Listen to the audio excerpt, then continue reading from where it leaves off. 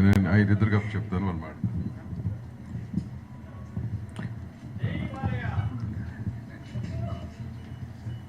సభకు నమస్కారం అండి. 1974 గుడివాడ శరత్ టాకీస్లో ఏప్రిల్ నెలలో అంటే మే నెల తాతమ్మ కళ చూసాము.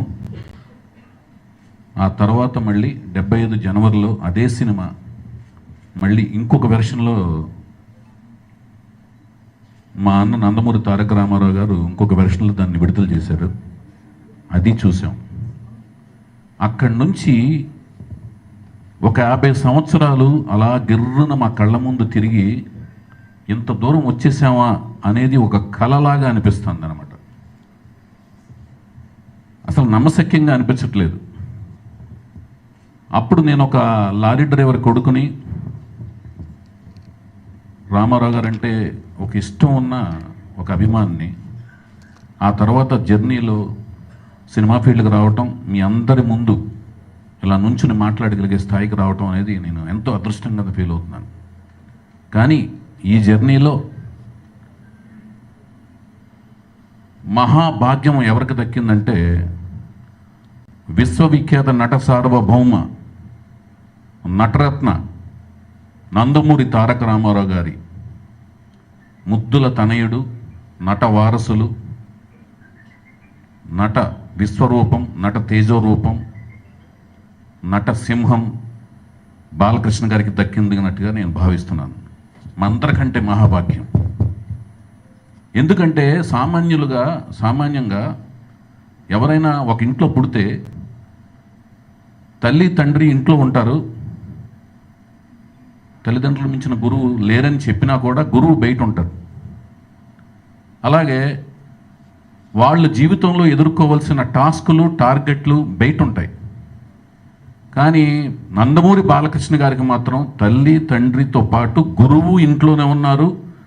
ఆయన ఎదురైన రంగంలో ఎదుర్కోవాల్సిన టార్గెట్, టాస్క్, ఛాలెంజ్ కూడా ఇంట్లోనే ఉంది. అది నందమూరి తారక రామారావు గారి లాంటి విశ్వరూపం ఇంట్లోనే ఉంది. ఆ విశ్వరూపం కంపారిజన్లో ఆయన యాక్ట్ చేస్తూ, ఆయన్ని మెప్పిస్తూ, ఆయన అభిమానులు మెప్పిస్తూ, ఆయన ఇంతకాలం జర్నీ చేసి రావటం మాత్రం చాలా గొప్ప విషయం అన్నమాట. ఇది ఒక్క టాస్క్ చాలన్నమాట. ఎందుకంటే సాంఘికం, జానపదం, పౌరాణికం, చారిత్రాత్మకం ఈ సినిమాలన్నిటిలో, ఇలాంటి సినిమాలన్నిటిలోని పాత్రలకు రామాయణ, భారతం, భాగవతంలోని పాత్రలు ఆ రామాయణ, భారత, భాగవతంలోని పాత్రలకు సజీవ రూపకల్పన చేసి మన కళ్ళ ముందు కదలాడిన ఒక మహానుభావుని కడుపున పుట్టి ఆ పాత్రలన్నిటికీ న్యాయం చేకూరుస్తూ, ఆ జానర్స్ అన్నిటికీ న్యాయం చేకూరుస్తూ, ఆయన ఇంట్లోనూ పుట్టి ఆయన ద్వారా ప్రేరేపితమైన అభిమానులని ఒప్పిస్తూ, వాళ్ళ అంచనాలని రీచ్ అవుతూ, వాళ్ళతో పాటు ట్రావెల్ చేస్తూ, ప్రయాణిస్తూ, వాళ్ళ యొక్క కొడుకులు, వాళ్ళ తర్వాత వాళ్ళ కొడుకులు తరాలతో కూడా ట్రావెల్ అవుతూ ఉండటం అనేది చాలా అరుదుగా జరిగే సంఘటన.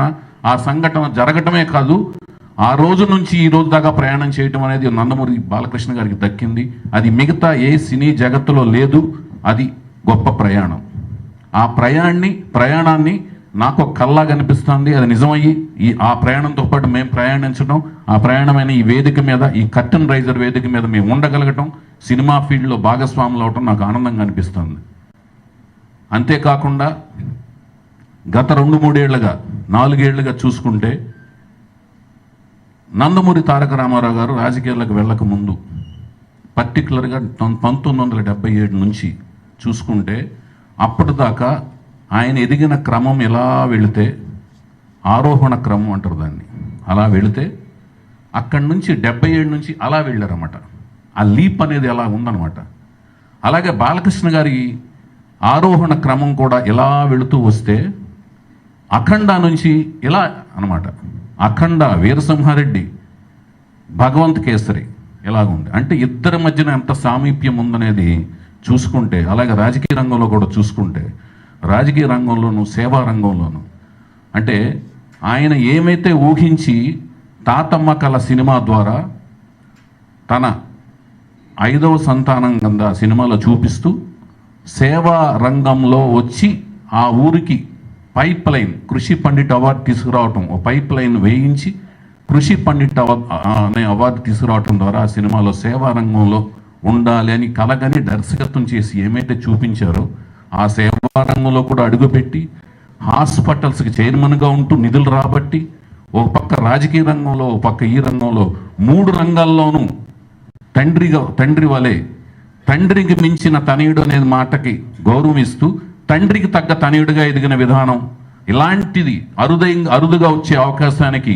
ఒక ఆదర్శనీయుడుగా ఉన్న ఈయనకి ఒక 50 ఏళ్ల పండగని ఇండస్ట్రీ అంతా కలిసి జరపటం అనేది ఒక అదృష్టం కింద భావిస్తూ, దీంట్లో అన్ని ఆర్గనైజేషన్స్ కలిసి రావటం కూడా ఒక మహాభాగ్యం కింద భావిస్తూ ఇది అందరం కలిసి జరుపుకుంటున్నాం.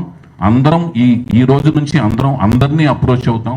అందరూ తారతమ్యాలు మరచి ఈ వేడుకలో అందరూ భాగస్వాములని మేము పిలుపునిస్తున్నాం.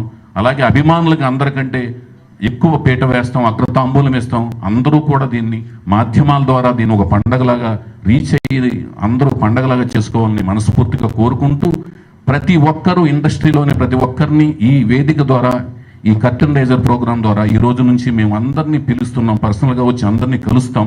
అందరూ ఆ సెప్టెంబర్ 1 అనే తేదీని మీ డైరీలో ఖాళీగా పెట్టుకొని ఆ సమయాన్ని వచ్చి వేడుకని ఉత్సాహాన్ని ఇచ్చే వేడుక కింద మార్చి మరింత మందికి ఆ మాధ్యమాల ద్వారా ఆ వేడుకను చూసిన వాళ్ళకి ఆదర్శప్రాయంగా ఒక జర్నీ అంటే ఇలా ఉండాలి, ఈ వేడుక ఎందుకు జరగాలి, ఈ వేడుకను చూసిన వాళ్ళకి ఇంకొకళ్ళకి చూసిన చిన్న పిల్లలందరికీ ఆదర్శప్రాయంగా ఉండే విధంగా, ఒక మనిషి ఎదుగుదల ఎంత బాగా జరగాలి అని ఆదర్శప్రాయంగా ఉండే విధంగా ఈ వేడుకను జరపడంలో మీ వంతు కృషి చేస్తూ అండదండలుగా ఉండాలని, ప్రోత్సాహాన్ని ఇవ్వాలని మనస్ఫూర్తి కోరుకుంటున్నామండి. ధన్యవాదాలు. Thank you so much sir. Prasanna Kumar గారు మాట్లాడతారు. హీరోగా